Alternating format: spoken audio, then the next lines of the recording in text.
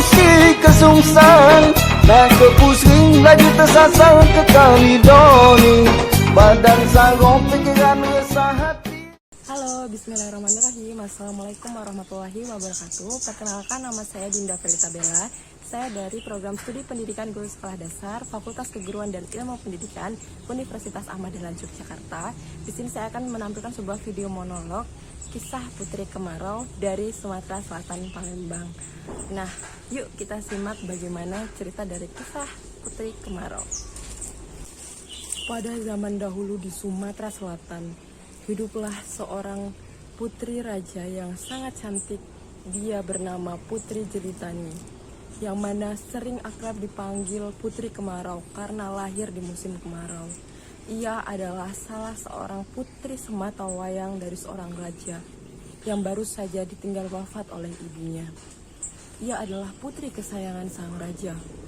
Namun, pada suatu ketika, kerajaan dilanda oleh musim kemarau yang berkepanjangan. Namun semua rakyat negeri yang ada di kerajaan tersebut dilanda penyakit.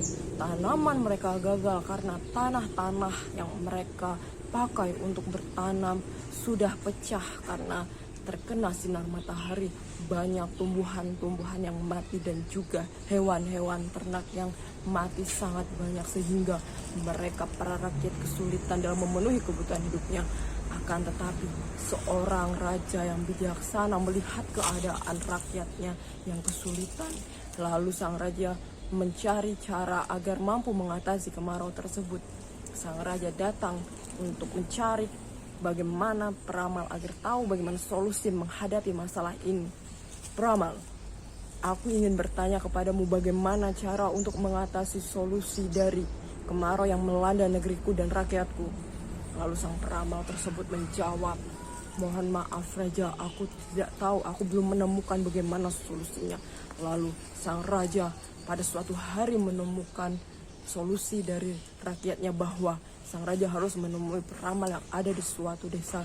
Peramal di desa terpencil itu sangat sakti dan raja mendatangi peramal tersebut. Wahai peramal, aku ingin bertanya, apa yang harus aku lakukan agar rakyat dan negeriku kembali dan tidak dilanda kemarau lagi?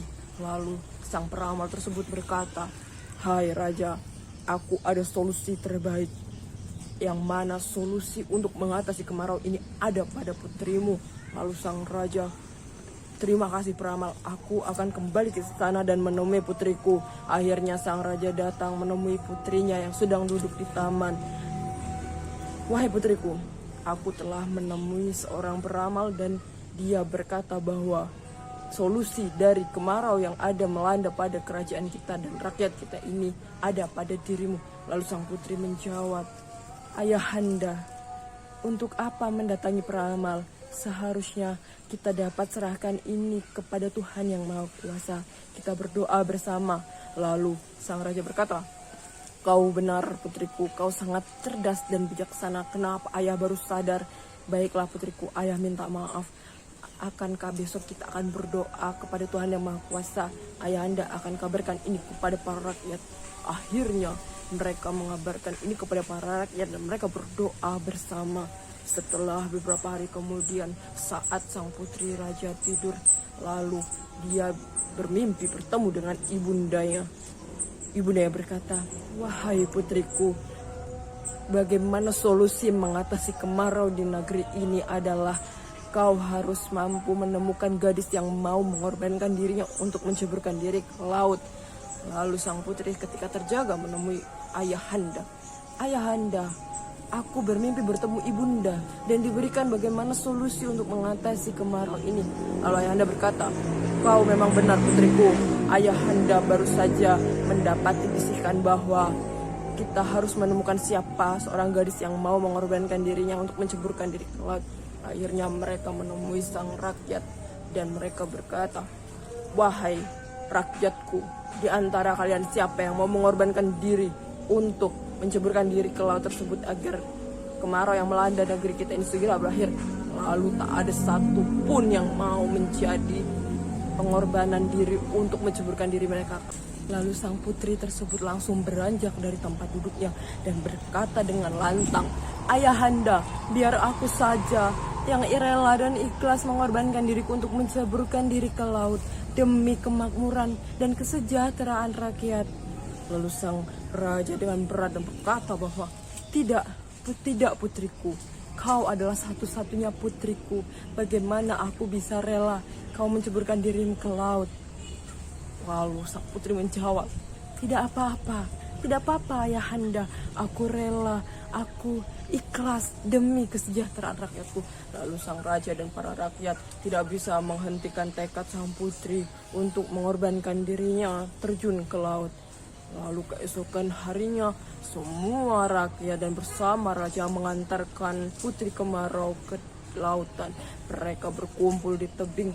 Lalu sang putri berkata, "Ayahanda, biarkan aku yang menceburkan diri ke laut. Semua rakyatku, aku minta maaf jika aku mempunyai salah kepada kalian."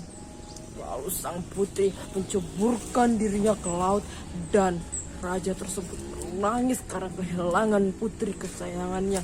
Lalu semua rakyat sedih dan juga setelah sang putri tersebut terjun ke lautan, sembari bersamaan dengan tubuhnya yang terjun ke laut, mendung sangat gelap dan juga hujan turun dengan lebat. Semua rakyat dan raja kembali ke istana.